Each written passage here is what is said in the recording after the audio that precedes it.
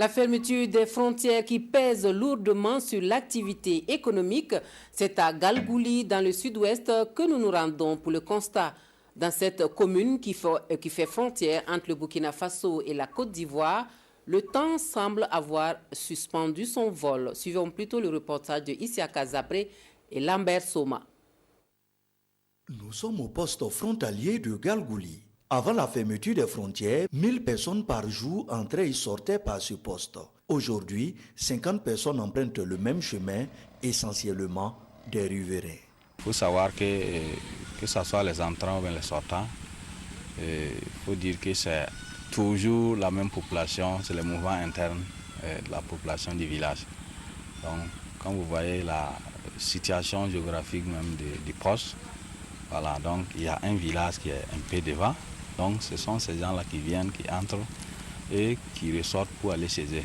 Voilà, donc ce n'est pas en tout cas des populations étrangères en tant que telles, voilà, mais c'est le mouvement interne même de la population du CSUS. La fermeture de la frontière ici à Galgouli a un impact négatif sur l'activité économique. Ce vendeur de pain se ravitaille de l'autre côté de la frontière, en Côte d'Ivoire.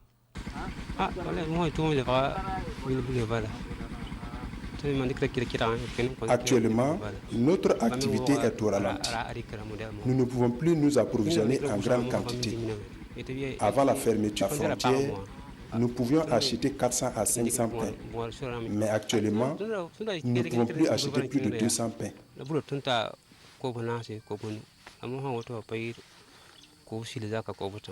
Omaro et Draogo se ravitaillent en bois également du côté de la Côte d'Ivoire. Ces navettes journalières ont baissé avec la fermeture de la frontière.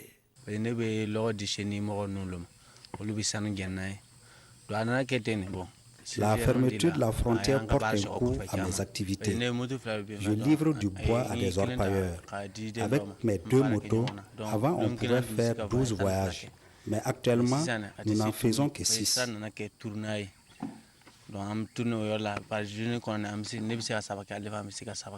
Cet habitant comprend la mesure, mais il estime qu'elle peut avoir un effet pervers. Comme c'est la maladie qui a fait que la frontière est fermée, je ne vois pas ça mal, quoi. C'est bon, mais moi je trouve que c'est la vie chère qui est en train de venir derrière nous. Ces habitants de Galgouli sont conscients de la menace que représente le Covid-19. Leur plus grand souhait est qu'un remède efficace puisse être trouvé afin de leur permettre de reprendre normalement l'activité.